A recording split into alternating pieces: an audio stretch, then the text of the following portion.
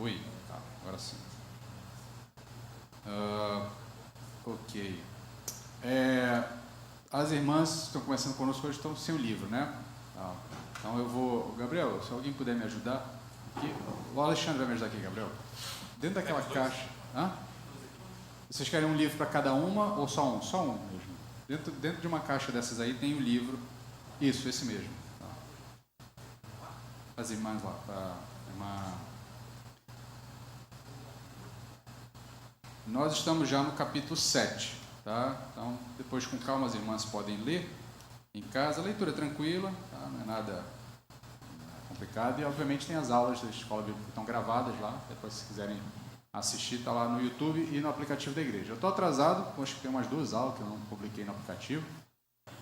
E no YouTube tem pelo menos umas 2 também que não estão publicadas. A semana passada está publicada, nem a da semana retrasada. A gente teve problema aqui técnico, eu só gravei, mas não peguei o arquivo. Mas hoje eu pego e semana que vem a gente atualiza isso tudo aí. Tá? Mas nós vamos continuar e eu vou fazer um resuminho aqui do que a gente já viu até agora. Deixa só o meu amigo tablet me ajudar aqui. Isso, vamos lá. Vamos lá. Capítulo 7, isso mesmo. Então tá, o que nós vimos até agora? Tá? Hoje nós vamos falar sobre membresia, oportunamente, né? A gente acabou de receber irmãos como membros da igreja, né? E aí a gente vai também aproveitar para entender um pouco mais sobre o que significa membresia, né? A partir do que nós já estamos estudando já tem algum tempo. O livro, nós estamos falando sobre batismo. A premissa do livro é que o batismo é a porta de entrada da igreja.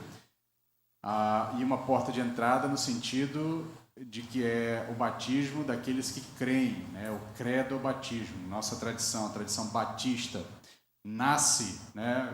Eu já expliquei para os irmãos numa outra palestra que eu dei para os irmãos sobre a história dos batistas. E aí também está lá no site da igreja, no YouTube da igreja, no aplicativo também, para você poder depois rever.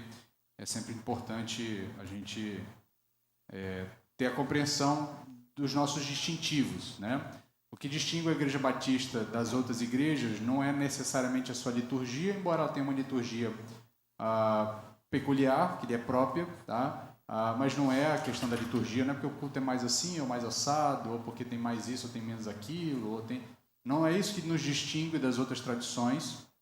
O que nos distingue das outras tradições é o que nós cremos sobre o indivíduo como membro da igreja. Quem é que pode se tornar membro da igreja? Quem é que pode ser parte da igreja? Quem está, de fato, aliançado na nova aliança, tá?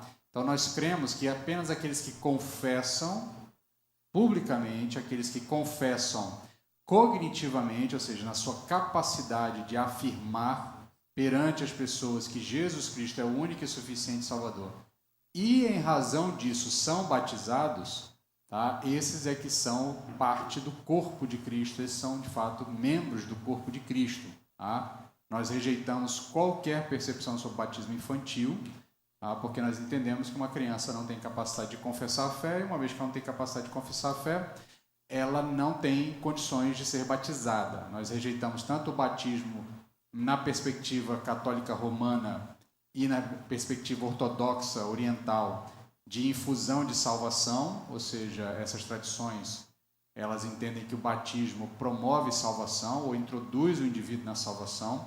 E aí, no caso da tradição romana, ele é introduzido na salvação pelo batismo e mantido pelos demais sacramentos, né? Pela Eucaristia, pela confissão, pela penitência, pelo casamento e pela extrema-unção, né? Acho que deve ter algum que eu esqueci pelo meio do caminho aí. É a crisma, isso, né? Então, o indivíduo é mantido na salvação por intermédio destes sacramentos que ele tem que ir cumprindo ao longo da vida, né? Na tradição oriental, eu não tenho certeza se tem outros sacramentos. Eu sei que tem alguns outros, mas não sei exatamente quais são. Mas exatamente nessa mesma ideia. O indivíduo é introduzido no batismo, quando bebê, ele é introduzido na salvação e depois ele é mantido na salvação pela obediência de outras regras ao longo da caminhada de fé. Nós rejeitamos esse tipo de percepção, tá? por entendermos que ninguém pode ser introduzido no corpo da fé de Cristo se ele não confessar Jesus Cristo como único e suficiente Salvador. O mesmo fundamento rejeita também a percepção reformada presbiteriana, reformada anglicana, reformada congregacionalista, de que o indivíduo pode ser batizado quando criança para introdução na aliança e depois ele é confirmado como parte do corpo quando ele confessa, na idade adulta ou na idade da razão. Tá? A percepção presbiteriana, reformada de uma maneira geral, segue essa ideia, tem alguma distinção em relação à católica, tá? Não se acredita na introdução de salvação, se acredita na introdução da aliança, né? Mas nós rejeitamos também porque entendemos que a nova aliança em Cristo Jesus é uma aliança com base, que você é introduzido nela com base num juramento público solene diante de todos de confissão, tá? Que é o que a gente pressupõe, que a gente chama de profissão de fé, que é realizado antes do batismo. Então, se com tua boca creres, se com tua boca confessares e com teu coração creres, então tu serás salvo. Serás salvo. O eunuco é batizado porque Filipe diz a ele, é lícito se você crer, se você de fato confessar. E aí o eunuco diz, eu creio, ele confessa, então ele é batizado. Os elementos de batismo realizados no Novo Testamento, na Nova Aliança, todos são precedidos de uma confissão pública, de um reconhecimento de quem Jesus Cristo é e de uma confissão a partir daquilo que Jesus Cristo fez na cruz, sua morte e ressurreição. Então a premissa do livro é essa, olha, a porta de entrada da membresia da igreja é o batismo, tá?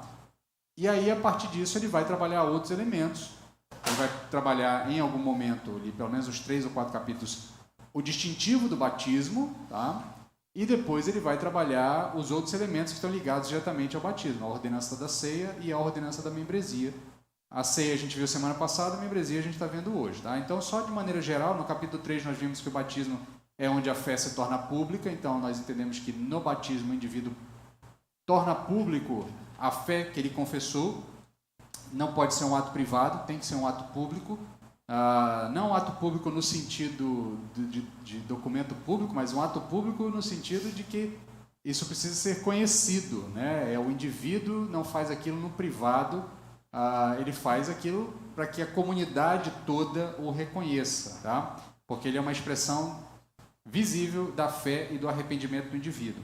Tá? No capítulo 4 a gente explorou o batismo como esse sinal de juramento, a ideia de que ele funciona exatamente como um juramento não dito, né? Ao invés de o indivíduo vir aqui à frente fazer um juramento, né? Eu juro solenemente isso, aquilo, outro, o indivíduo, no batismo, está embutido tudo isso. No batismo ele confessa que ele morreu para uma vida anterior, morreu com Cristo e ressurge com Cristo.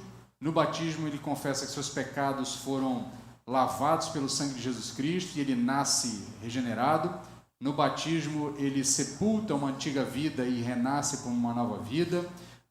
No batismo, ele se une à obra de Cristo e é revestido de Cristo e por isso agora ele pode se apresentar diante de Deus sem medo. O autor também faz a distinção necessária de compreensão de que, embora nós creiamos que o batismo não salva, e que, por exemplo, o ladrão da cruz, de novo, né, eu sempre lembro do exemplo clássico, o ladrão da cruz não foi batizado, nem por isso deixou de ser salvo. Tá? Então, o batismo não salva, mas o ladrão da cruz vive uma exceção. A regra é que o salvo se batize. A regra é que o salvo confesse publicamente e, ao confessar publicamente, ele demonstra publicamente, com esse seu sinal de juramento, o batismo. Tá? No capítulo 5, o batismo foi apresentado como esse passaporte. O batismo é uma espécie de documento que nos identifica como cidadãos de um outro reino. Não, pastor, só quero fazer a menção que às vezes é muito usado esse exemplo do ladrão da cruz, mas ele já estava na morte, já estava decretado, não tinha tempo para fazer escola bíblica. Sim. Então, é porque às vezes na leitura do livro você pode caminhar se você não for bem orientado, mas o autor ele fecha as arestas necessárias. porque o indivíduo pode interpretar de que o batismo, a salvação ocorre no ato do batismo, né? Porque, de fato, em alguns momentos o texto bíblico reúne esses eventos numa ação só. Tá? Então, o Pedro, né, na sua carta, ele vai fazer esse tipo de... Quando vocês foram salvos no batismo. Né? Então, assim, dá a ideia de que o batismo, de fato, é o ato da salvação. Da perspectiva do autor e da interpretação sistemática do texto bíblico, a gente não consegue distinguir os eventos. Não dá para você separar salvação, regeneração, do batismo, da confissão de pecados. O texto bíblico pressupõe que isso tudo é um processo único, está tudo embutido, uma coisa na outra. Então, os autores bíblicos não diferenciam, ele não tem assim, tipo, quando você confessou e depois foi batizado, né? O autor bíblico, ele pressupõe que se você confessou, você vai ser batizado, tá? O autor bíblico pressupõe que se você foi batizado, você confessou Jesus Cristo como único e suficiente Salvador. Então, para o texto bíblico, esse assunto parece um assunto que não carece de debate. Ele entende que está tudo junto. A gente que depois, posteriormente, foi separando as coisas. Né? Então, o indivíduo primeiro é preparado, aí depois que ele é preparado, aí ele é batizado. Aí eu posso depois dizer que ele foi batizado, que agora ele é salvo. Ou então o indivíduo, ele confessa, ele aceita Jesus, aí eu pressuponho que ele já está salvo, mas o indivíduo nunca segue para o batismo, ele nunca dá o passo seguinte, ele acha que é possível não ser batizado. Tá? Então, eu já conversei com os irmãos aqui, já disse que eu me espantei a primeira vez que eu ouvi isso, mas depois eu vi que era algo meio que recorrente. Existia realmente um grupo de indivíduos, de irmãos, pressupostamente irmãos, né? Porque inclusive o autor vai duvidar, né, do fato do indivíduo ser de fato irmão, parte do corpo, que achavam que era possível você ser crente a vida inteira apenas com o ato de confissão, que o batismo era algo prescindível, né, que eu posso deixar de fazer ou não.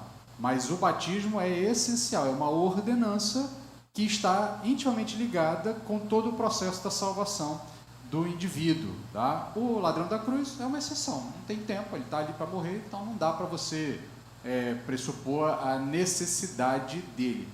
O ladrão da cruz nos permite entender que o batismo não é exato um conferidor de salvação, mas ele é um atestador de salvação. Tá? O salvo é batizado.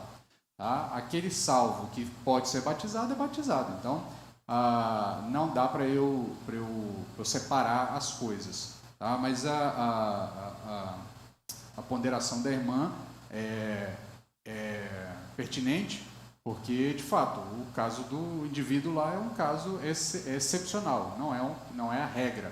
Tá? Então, a gente não faz da regra a exceção. Né? Inclusive, por exemplo, eu até comentei com os irmãos, quando a gente estava debatendo sobre isso, aí há uma dificuldade de percepção, eu entendo, né, da nossa tradição batista mais arraigada, que dentro dos nossos distintivos, você tem o distintivo do batismo da crença e o batismo por imersão. Né? São os dois distintivos batistas sobre o batismo. Né? Os batistas acreditam que o batismo é para aqueles que creem e o batismo deve ser por imersão. Tá? Ou seja, você tem que imergir o indivíduo na água e tirá-lo da água. E o modo bíblico de batismo é esse. Tá? E, historicamente, existem outras interpretações. Tá? Existe o modelo de aspersão, o modelo de infusão. Tá? As tradições reformadas, a grande maioria delas usa que não são as batistas, melhor, as reformadas, que não são mais ligadas aos batistas, mas mais ligadas a presbiterianos e outras tradições, usam aspersão. Né? Então, o indivíduo é aspergido com água. E aí eu comentei com os irmãos que uma vez conversando com outros colegas, pastores, eu vi um vídeo na internet, alguém viu o vídeo também, comentou, de um indivíduo acamado nos Estados Unidos que queria ser batizado. Aí fizeram todo um trabalho hercúleo para tirá-lo lá, né? O rapaz estava monitorado por equipamentos, tal, devia estar em estado terminal. Aí você tem uma equipe de paramédicos, sei lá, 8 paramédicos, não sei quantos enfermeiros, um guindastezinho, né, um muquezinho para tirá-lo, içá-lo da cama e levá-lo até uma piscina no estacionamento. Acho que uma ou duas ambulâncias ali de paramédicos acompanhando e tal, e aí o indivíduo é deitado nas águas, no braço do pastor, o pastor batiza, é bonito, você chora, é lindo, mas aí perguntaria aí tal, o que você acha? Eu falei, se fosse eu, pedia um copo de água e aspergia o indivíduo lá na cama, no leito dele, sem a menor preocupação, sem a menor dúvida de que o batismo está valendo do mesmo jeito, tá? Porque assim, não vou arriscar tirar um indivíduo de lá onde ele tem a segurança apenas... É óbvio, é muito mais bonito, é muito mais lindo. Tá? Assim, o batismo por imersão é muito mais bonito que o batismo por aspersão. Aí tem nem discussão. Tá? Simbolicamente, ele é muito mais bonito. Agora, na impossibilidade, eu particularmente não tenho dificuldade. Mas, pela graça do Senhor, nós vivemos em uma região de abundância de água, né? A gente tem água a um monte, então a gente pode se dar o luxo, pela graça de Deus, de colocar 5.000 litros de água aqui dentro, né? Para dar 2 mergulhadas nele e depois abrir o ralo, né?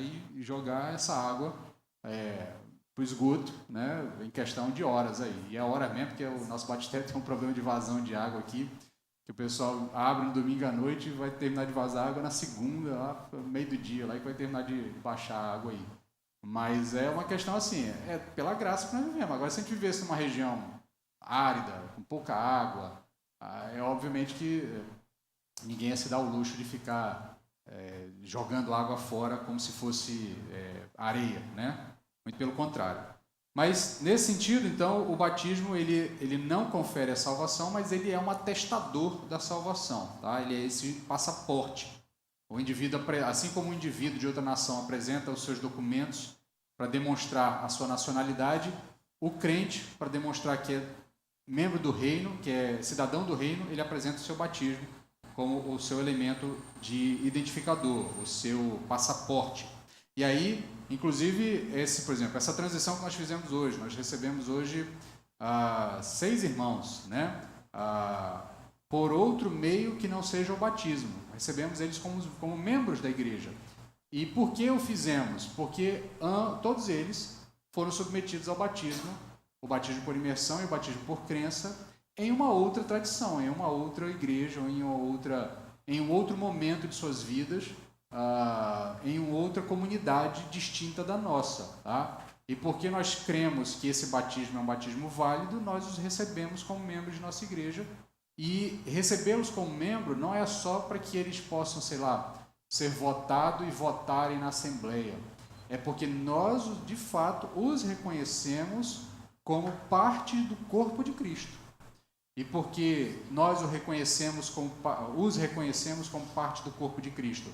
Porque eles apresentaram os distintivos do corpo de Cristo. O distintivo do corpo de Cristo é o batismo. Entendeu? Então, quando o indivíduo afirma, eu me batizei, confessando Jesus Cristo como único e suficiente Salvador, fui levado às águas batismais, então isso para nós é o suficiente para reconhecê-lo como parte do corpo de Cristo. E aí depois no capítulo 6, que nós vimos na semana passada, a ceia do Senhor é um outro sinal de juramento que identifica um indivíduo que permanece no corpo, né? Então o indivíduo é introduzido no corpo pelo batismo e ele permanece no corpo através da ceia do Senhor. Isso nos leva à percepção da membresia, que é o que nós vamos ver agora no capítulo 7, né? Então agora voltando o foco um pouco mais para a membresia da igreja em si, à luz dos sinais efetivos do batismo e da ceia, a pergunta central passa a ser o que é a membresia da igreja, considerando que o batismo e a ceia são seus sinais constitutivos. O capítulo vai argumentar que a membresia não é uma terceira coisa separada, mas é a relação que as ordenanças implicam e criam. O autor vai explorar aqui a forma batismal e eucarística da membresia, da ceia, né? Mostrando que a membresia não pode existir sem o batismo. Então, batismo e a ceia e membresia não são 3 elementos distintos da igreja, mas a membresia é aquilo que reflete o que batismo e ceia constituem. Então, batismo e ceia constituem um corpo, constituem uma igreja. A igreja é refletida na sua membresia. Tá? E aí, nós vamos ver aqui os trechos do capítulo, né? Começando pelo primeiro aqui, conectando os pontos. Aqui eu já passei com os irmãos, né? O resumo. E agora a gente começa vendo aqui, colocando o último pedaço na mesa. O foco agora é a membresia. O resumo desse trecho aqui do capítulo, né? O autor vai dizer o seguinte: esse tópico introduz o objetivo do capítulo, descrever a membresia da igreja à luz do batismo e da ceia, com seus sinais efetivos, argumentando que há um vínculo intrínseco entre eles. Tá? Então, o autor nos diz o seguinte: neste capítulo, argumentarei que os defensores da membresia aberta involuntariamente identificam erroneamente a própria membresia da igreja quando argumentam que ela pode ser estendida para aqueles que não foram batizados. Então, a luta do autor, e aí eu entendo que deve ser também uma luta nossa, batista, por isso é uma matéria mais como é que eu posso mudar assim? Tem mais a ver com os nossos distintivos doutrinários de interpretação da própria tradição batista, é que nós precisamos entender que se o batismo é a porta de entrada da igreja, como batistas, e eu sempre digo isso com um pouco de receio, porque eu não sou sectário, eu não sou um evangélico que acha que só os batistas são salvos, tá? Eu entendo plenamente que as outras tradições, há salvação nelas também, mas se nós abraçamos essa tradição, a tradição batista, e entendemos que ela é uma tradição que interpreta melhor o texto bíblico, a gente precisa lutar pela boa interpretação do texto bíblico. E a boa interpretação do texto bíblico diz o seguinte: se você não foi batizado mediante confissão de pecados, arrependimento e crença cognoscível, você não foi batizado. Se você não foi batizado, você não é parte do corpo. Entendeu? E se você não é parte do corpo, você não está apto a participar dos distintivos do corpo. No caso, a ceia do Senhor e a membresia da igreja. Então, ser membro da igreja não é ser um nome no hall de membros. Ser membro da igreja é confessar Jesus Cristo como seu Salvador, ser batizado e ser introduzido na ceia do Senhor, na participação da ceia, que é o que te mantém ligado ao corpo. Então, nesse sentido, o autor vai dizer, olha, as igrejas que acham que podem receber qualquer membro de outra igreja, sem qualquer tipo de preocupação da origem do seu batismo, elas estão confundindo o que significa ser membro da igreja. Estão tratando a membresia apenas como um nome numa lista de pessoas. Tá? E aí, é a coisa que a gente já falou lá atrás. Por exemplo, o irmão João hoje conversou comigo depois da Assembleia, dizendo que ele quer pedir carta para a igreja. O irmão João é membro de uma igreja batista lá em Guajará-Mirim. Igreja Batista, como é que é o nome, irmão? A sua igreja lá em Guajará? Qual é o nome dela?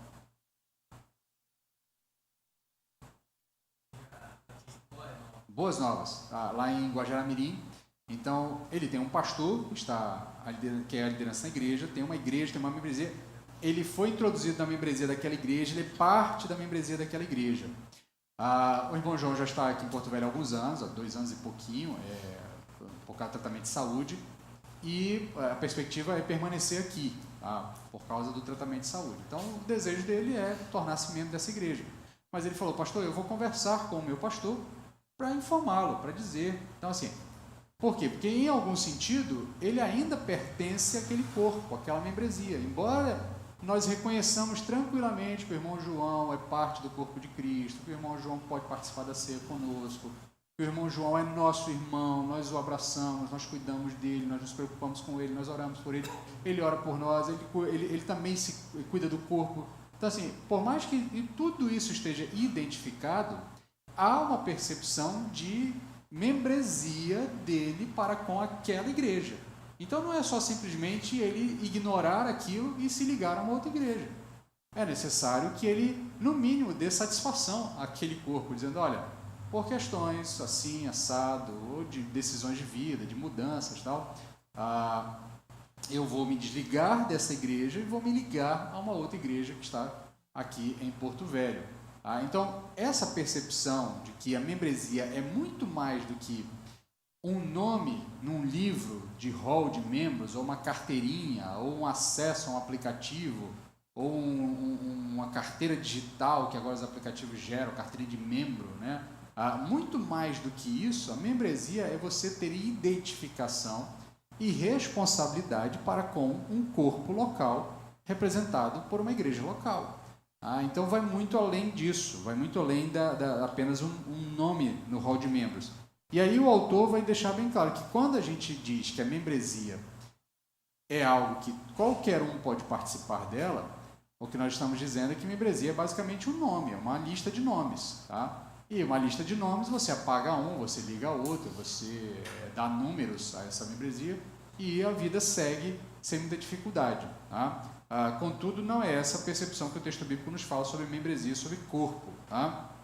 Então o autor vai dizer o seguinte: neste capítulo concluímos nosso caso explorando o que este elo significa para entendermos a própria membresia da igreja. O elo entre batismo, ceia, o que ele forma, o que ele torna é a própria membresia da igreja. E aí ele começa a falar no próximo trecho aqui sobre as ordenanças e o nascimento de uma igreja. Como nasce uma igreja? Tá? Ele vai dizer o seguinte: que uma igreja nasce quando o povo do evangelho forma uma instituição do evangelho. As ordenanças, batismo e ceia tornam essa instituição visível e lhe dão a forma. Quando é que nasce uma igreja? E aí o exemplo que ele vai usar é do eunuco. Tá? Quando é que nasceu a igreja do eunuco? Quando o eunuco foi batizado? Não. Quando o eunuco chegou no seu destino, pregou o evangelho, outras pessoas foram submetidas ao batismo e quando eles se reuniram para comungar da ceia. Ali nasce uma igreja.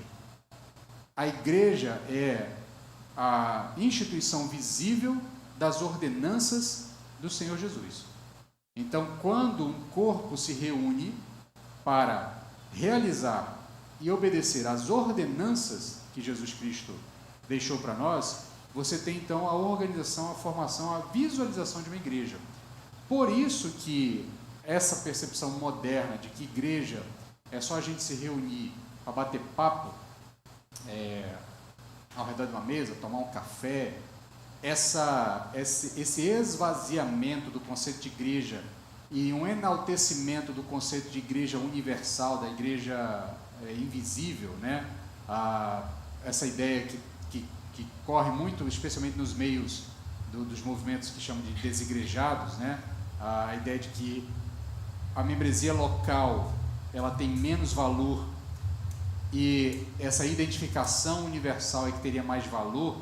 Então hoje eu estou aqui, amanhã eu estou ali, eu estou num grupo lá, eu estou num grupo aqui, eu me reúno com os irmãos ali, eu me reúno com os irmãos lá, e eu estou me reunindo com a igreja do Senhor. Isso é um esvaziamento de algo que Cristo criou. Cristo criou as ordenanças, Ele deixou para nós as ordenanças. Ele disse: olha, ide por todo mundo e preguem o evangelho e batizem. E Cristo ainda disse: olha, quando vocês se reunirem, realizem a ceia.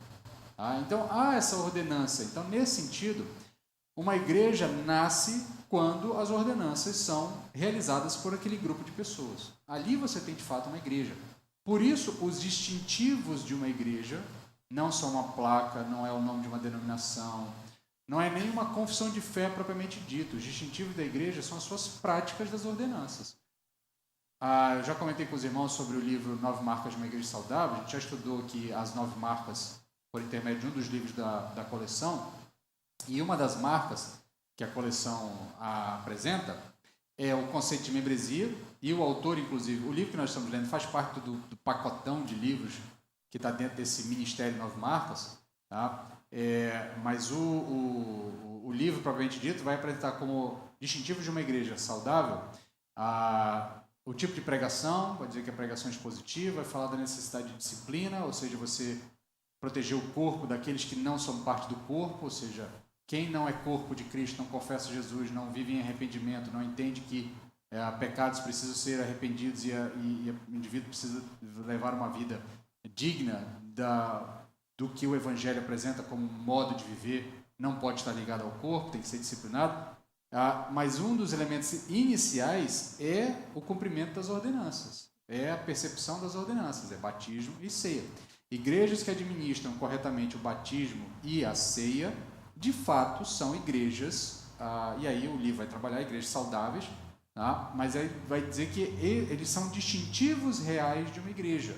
Então, nesse sentido, o autor vai dizer o seguinte: uma igreja nasce quando o povo do Evangelho forma uma instituição do Evangelho, quando eles se reúnem em uma instituição do Evangelho, na medida em que declaram uma nova fidelidade no batismo e eles comem juntos como uma nova família na ceia do Senhor.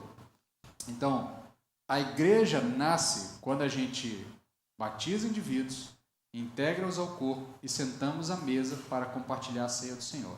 Esses são os distintivos de uma igreja. É isso que de fato faz uma igreja. As outras coisas são periféricas. Então, esses elementos, eles são essenciais. A liturgia de uma igreja, ela é periférica. Por mais que você possa ter a predileção por um determinado tipo de liturgia, e nesse sentido não há uma liturgia bíblica, porque no Novo Testamento não há uma liturgia escrita no Novo Testamento. O que o Novo Testamento nos diz é que tudo deve ser feito com decência e com ordem. Mas não há uma liturgia. O Novo Testamento não diz que o culto tem que ser isso, o culto tem que ter aquilo, o culto tem que ter aquilo outro, tem que começar assim, tem que começar assado.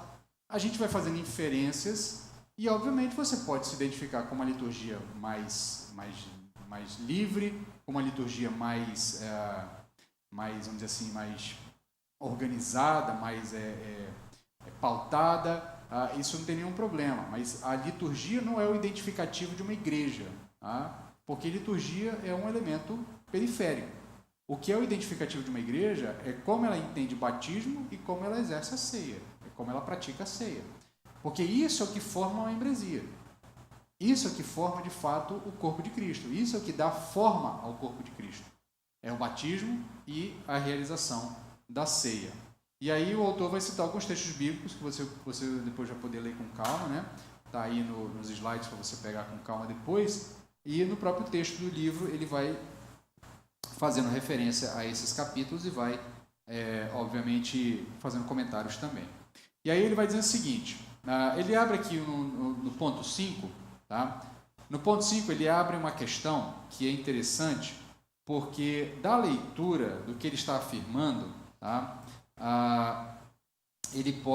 Você pode chegar a algum tipo de contradição, a uma percepção de contradição no texto, né? O que ele vai dizer é o seguinte, o Novo Testamento não descreve explicitamente um pacto verbal, mas a realidade da membresia está presente. As ordenanças implicam e criam essa aliança mútua. O Novo Testamento simplesmente não fornece nenhuma narrativa detalhada do nascimento das igrejas locais. Não há no texto bíblico neotestamentário um elemento que você diga exatamente o momento em que uma igreja nasceu. Por exemplo, quando o apóstolo Paulo sai para plantar igrejas nas suas viagens missionárias, o texto pressupõe que ele chega em um lugar, ele prega para um determinado grupo de pessoas, esse grupo de pessoas responde, eles começam a se reunir e aí depois o texto já trata aquele grupo de pessoas como igreja. Pressupõe-se, pelo contexto todo, que quando o apóstolo Paulo e os demais apóstolos plantadores de igreja fizeram essas viagens, esses movimentos, o ato subsequente ao ato de evangelizar é batizar os indivíduos e depois levá-los à mesa do Senhor e instituir a mesa do Senhor como um elemento constante de identificação daquela membresia.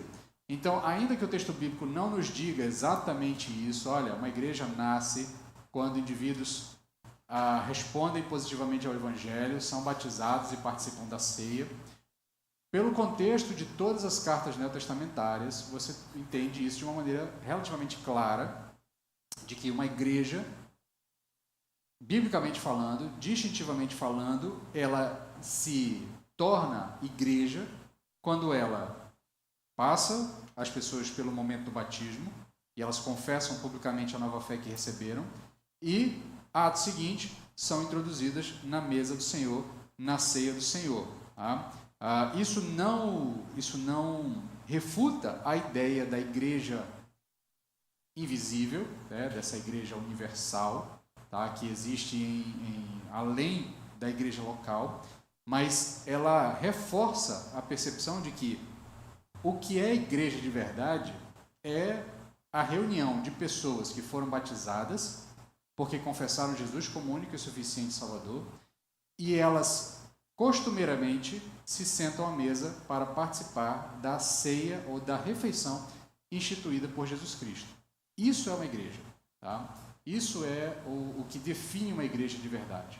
Tá? Isso é o que define o que realmente a Bíblia chama de igreja. Tá? O autor vai dizer o seguinte: visto esse ângulo, a membresia nomeia a relação que as ordenanças implicam e normalmente criam. Então, o que a gente chama de membresia?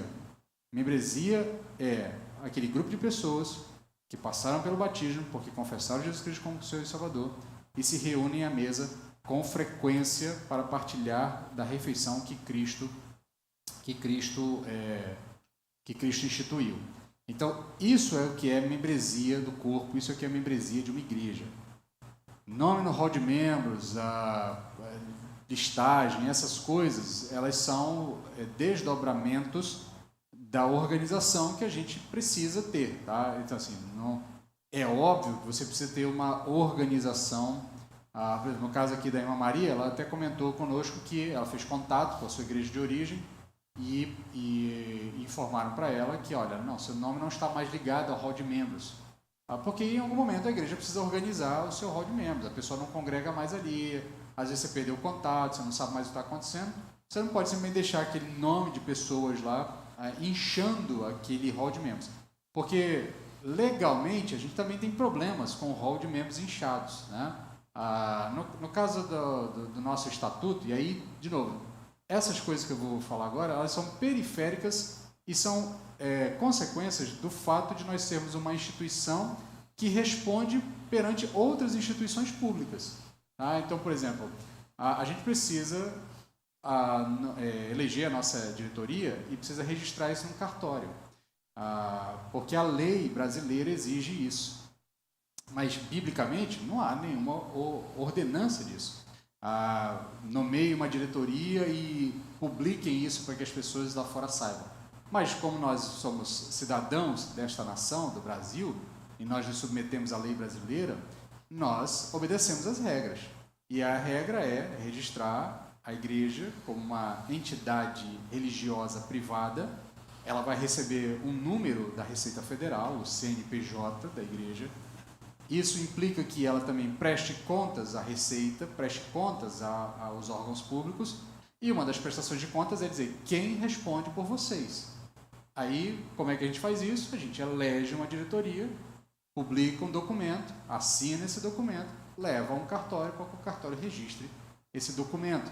Tá? E aí, nesse sentido, a membresia da igreja, o rol de membros, ele é contado para diversas coisas dentro do estatuto. Então, por exemplo, se a gente tiver uma assembleia para mudar o nome da igreja, precisa ter um quórum. A assembleia exige, existe um quórum mínimo para você fazer isso. Como é que eu conto esse quórum? A partir da quantidade de membros, né? A quantidade de pessoas que estão listadas como membros da igreja.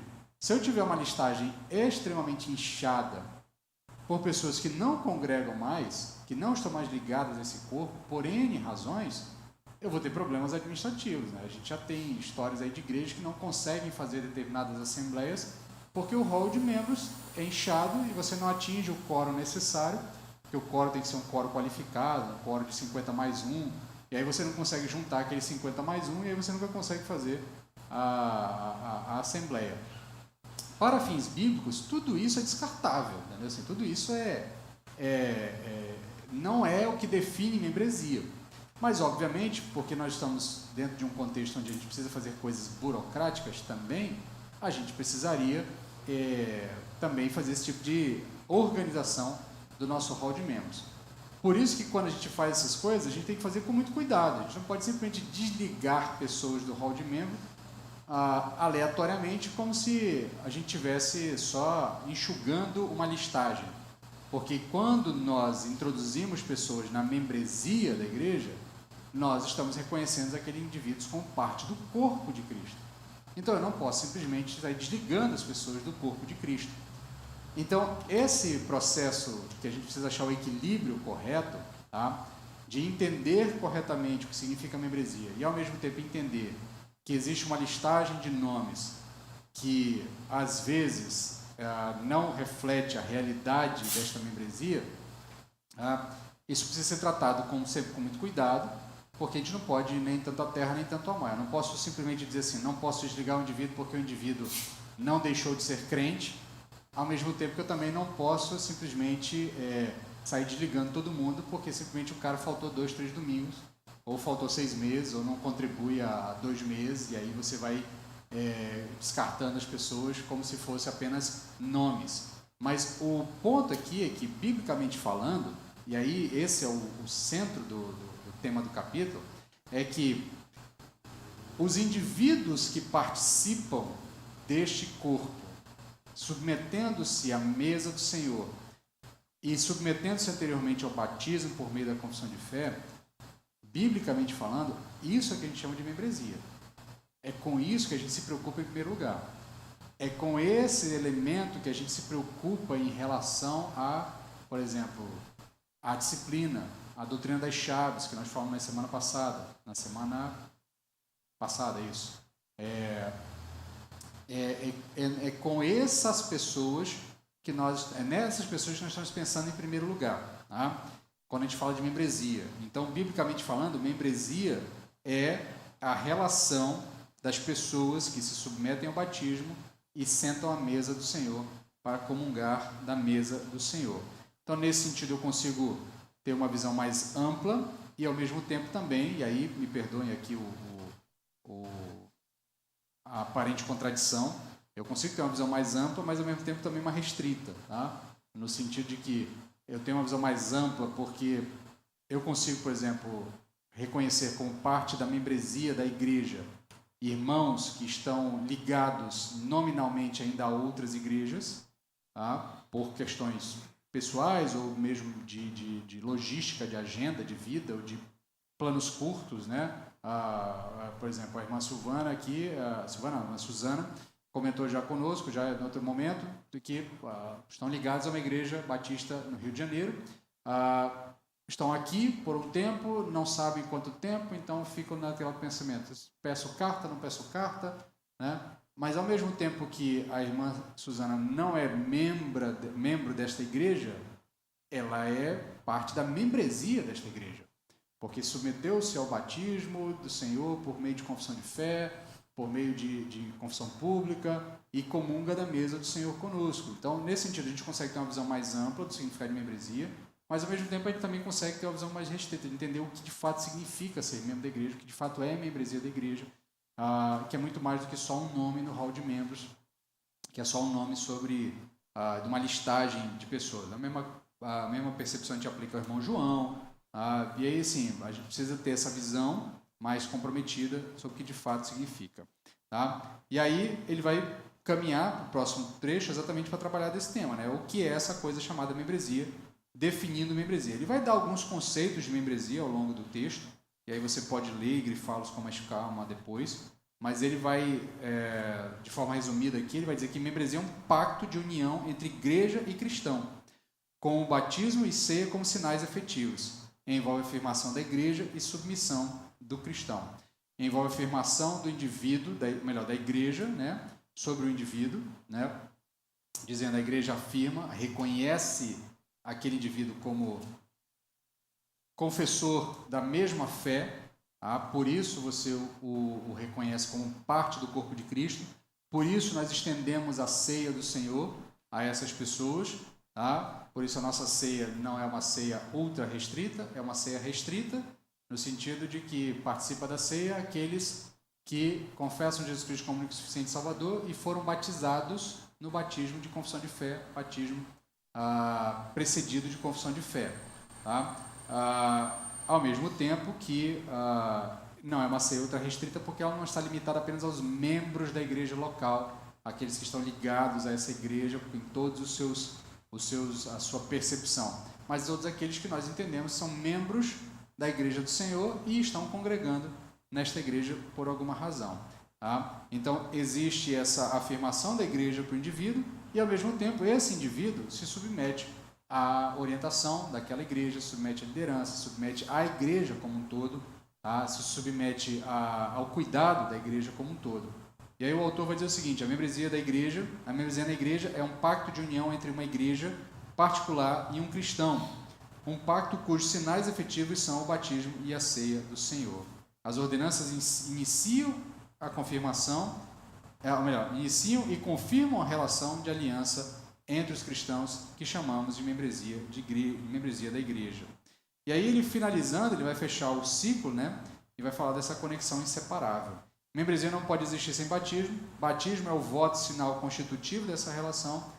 Remover batismo é desmantelar a cerca de Jesus. Tirar o batismo é você desmontar a cerca que Jesus colocou ao redor da sua igreja, ao redor do seu corpo, ao redor do seu povo. Tá? E aqui de novo, tá? Eu volto aqui a algumas percepções, porque a gente tem muita facilidade de esvaziar ordenanças bíblicas, né? Sei lá, talvez porque o brasileiro seja culturalmente muito indisciplinado, né? Não é da nossa tradição sermos pessoas devotas à disciplina. É óbvio que você vai ter uma outra pessoa que são mais disciplinadas, mas culturalmente nós somos muito relaxados com tudo, né? Então tudo pra gente é um negócio assim, meio de, não, o que importa é a ideia por trás, aí a gente tenta ir, é o jeitinho e tal. E, por exemplo, a gente fala muito da comissão, a gente está muito preocupado com a evangelização, né? A gente evangeliza, a gente manda evangelizar as pessoas, a gente quer que você evangelize, que você fale de Jesus, mas a grande comissão, ela pressupõe que você evangelize e que o indivíduo seja batizado. Tá? Então, a grande comissão diz: ide por todo mundo, pregar o evangelho a toda criatura, batizando-os em nome do Pai, do Filho e do Espírito Santo. Então, o batismo está embutido na grande comissão. Então, o batismo é algo essencial, é importante. Eu não posso ignorar, eu não posso tirá-lo da equação. Eu não posso dizer para o indivíduo que basta ele aceitar Jesus. Eu tenho que dizer para o indivíduo que ele precisa aceitar Jesus e se submeter ao batismo. Aceitei Jesus, maravilha, ótimo, vamos agora preparar para batizar. Entendeu? Vamos organizar as coisas para batizar. Não quero batizar, porque aí eu vou estar ligado à igreja. Então você não aceitou Jesus. Entendeu? Porque aceitar Jesus ou confessar Jesus pressupõe submeter-se à ordenança de Jesus. E a ordenança de Jesus é batizar. A outra ordenança é, uma vez batizado, você comunga do corpo, participa da ceia. Você se assenta na mesa do Senhor, sempre que a mesa do Senhor é posta. E aí, por exemplo, na semana passada, a irmã Luciana me questionou sobre a percepção do texto bíblico sobre comer e beber indignamente, né?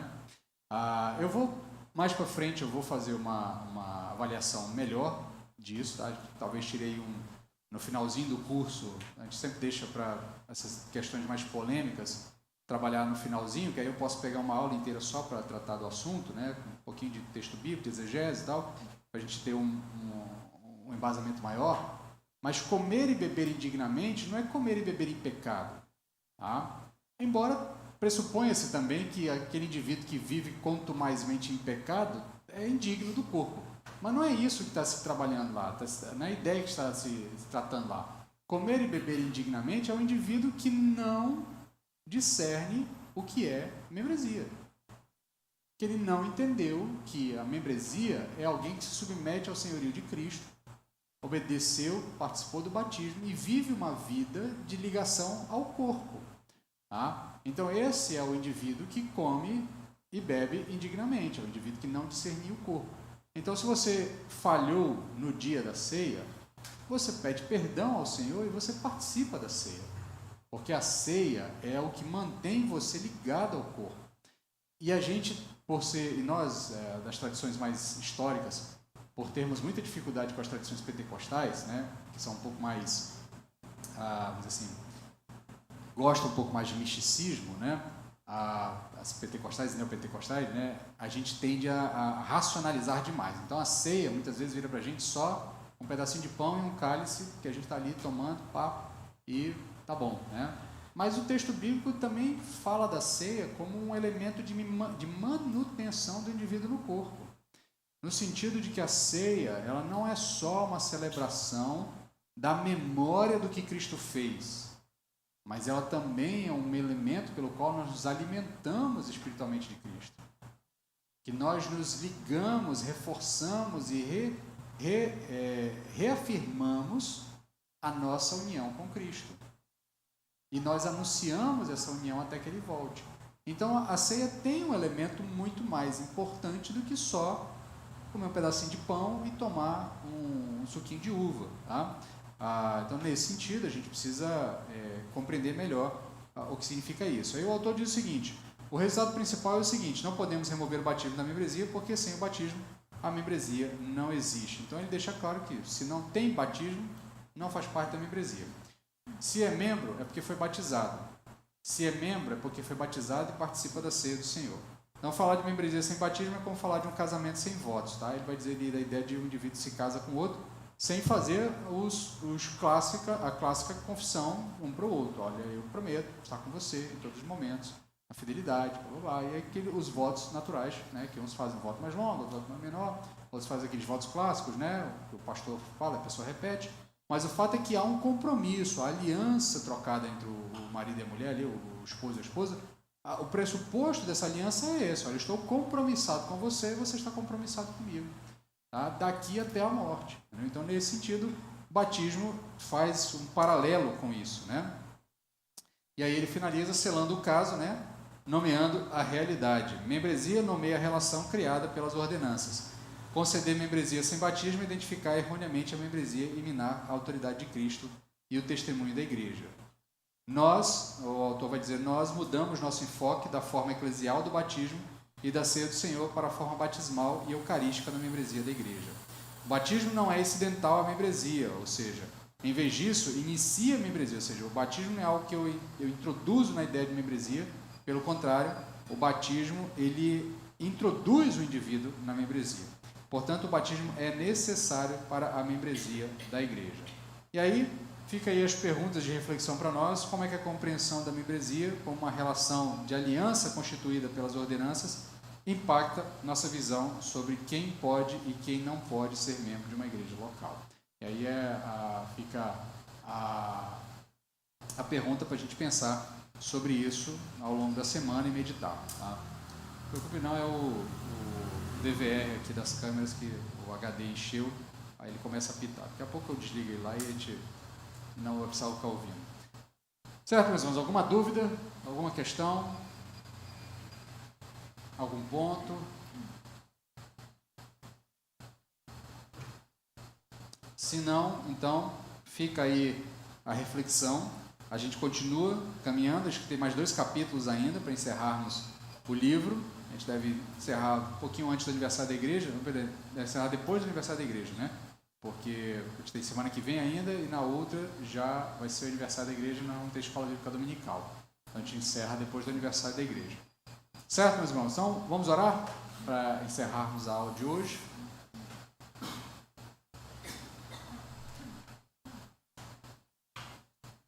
Oremos. Senhor, ajuda-nos, Pai, a entender cada vez mais o que significa ser membro do Teu corpo, a fim de que a nossa percepção do real significado disso seja transformado e seja aprimorada, a fim de que glorifiquemos o Teu nome em tudo que fazemos. Ajuda-nos, Pai, como igreja, a crescer no conhecimento da Tua palavra, a crescer no conhecimento daquilo que Tu deixou revelado para nós e que sejamos, de fato, moldados à imagem e semelhança de Jesus. Tem misericórdia de nós, eu te pedimos em nome de Jesus. Amém. Meus irmãos, só relembrando avisos que eu dei domingo passado, eu vou começar a reforçar domingo pela manhã agora também, porque a gente tem um tempo mais curto aí. Se você vai participar, melhor, você vai participar não, tá? Nós teremos o jantar de aniversário da igreja no sábado à noite, no dia 31 de maio, e aí a igreja já pagou, nós vamos ter um buffet, vai ter uma equipe aqui contratada, então a igreja a gente não vai precisar fazer aquele mutirão que a gente faz outras vezes, para que todo mundo possa aproveitar tranquilamente, não ter que ninguém ficar lá enfurnado na cozinha, cuidando das coisas. Então a igreja achou por bem contratar uma empresa para fazer isso. Há um custo, e aí o pedido que a igreja faz é que a membresia dê de presente para a igreja parte desse custo, ou também, de acordo com a sua generosidade, que a gente possa superar ele. O que a gente está pedindo é que adultos, e aí 12 anos para cima, R$60 por cabeça, faça as contas aí na sua casa, doe direto na conta da igreja, faça o Pix e só faça a identificação, jantar de aniversário da igreja, que aí o pessoal da tesouraria vai identificar corretamente lá. Se você quiser doar mais jantares, mais valores, fique à vontade, fique tranquilo. Tá? A expectativa é que a gente consiga minimizar, ou até talvez, pela graça de Deus, extrapolar, tá? Lembrando também que, ao mesmo tempo, o pastor também vai trazer os livros dele. O livro dele também custa o mesmo valor, R$60. Você vai comprar o livro diretamente com ele, vai ter um momento em que ele vai poder autografar para você, você vai poder tirar uma foto com ele, pegar ali em primeira mão. É um livro, O Habitat da Moralidade, é um livro sobre ética cristã, sobre comportamento. Do que eu já tive acesso ao conteúdo do material, me parece assim, um conteúdo bastante interessante para o dia a dia, né? Para a sua relação de fé na caminhada do dia a dia. Acho que vale a pena você... eu tenho postado para os irmãos ali no grupo da igreja algumas informações. Ele começou a fazer um resumão do livro, né, de perguntas que ele foi recebendo. Publicou uma primeira agora, deve publicar outras ainda ao longo da semana. Então, se você deseja adquirir o livro, tá, ele vai trazer uma quantidade. Se você deseja adquirir, organize-se, prepare-se para que no dia você possa fazer a aquisição. Me avisa, tá, porque eu já tenho aqui uma ideia mais ou menos de pessoas. Se você ainda não me avisou, me avisa. Eu quero passar um número melhor para ele poder trazer tranquilamente a quantidade para atender a todo mundo, certo? Então são esses aí os custos que a gente vai ter ao longo do aniversário da igreja. Organize aí para as próximas 2 semanas você poder. O nome do livro é Habitar da Moralidade, tá? Existe um lugar certo para fazer o certo, tá? E aí ele trabalha a questão de ética comportamental, ética cristã. Ele vai desenvolver um conceito chamado de ética situacional, tá? E é bastante interessante. Ele vai dizer que existe um lugar certo para você fazer o que é certo, tá? Que não basta você sair achando que porque você está certo, que todo lugar você pode fazer e agir da forma como você acha que tem que agir, só porque você acha que está certo. Ele vai desenvolver o conceito no livro, tá? É bastante interessante. Eu já publiquei alguns vídeos lá no grupo da igreja. Tem um podcast que ele deu uma pincelada sobre o conceito de uma maneira geral, e ele mesmo no livro, no vídeo, no canal dele, está respondendo algumas perguntas sobre o livro. Mas, obviamente, você pode pegar o texto bíblico, ele vai trabalhar bastante. Ele começa o livro, só dando uma introdução rápida para os irmãos aqui, eu sei que a gente já está adiantado no horário, mas ele vai começar os primeiros capítulos falando sobre o templo, o lugar de adoração. E aí você acha que tem nada a ver com o assunto, né? Mas ele vai falar muito sobre essa questão da identificação da vida como adoração, como um ato de adoração, e nesse processo vai trabalhando a ética. Então vale a pena você permitir-se ler o livro. Acho que é um conteúdo bastante interessante para todos nós. Então continue lendo aí, ou melhor, continue orando pelo pastor, para que o aniversário ocorra da melhor maneira possível, tá? E se você desejar adquirir o livro, prepare-se, R$60 o livro, e também o jantar, R$60 por cabeça. Né? Só para lembrar que o jantar vai ser no sábado. No sábado. Porque ano passado a gente só repetiu em virtude do remanescente do jantar. Isso. É no sábado. Exato. Então, no domingo a gente vai ter o bolo de aniversário da igreja, mas o jantar é no sábado, tá? O aniversário é dia 1º, que é domingo, mas o jantar mesmo, cadeira, sentado, todo bonitinho ali.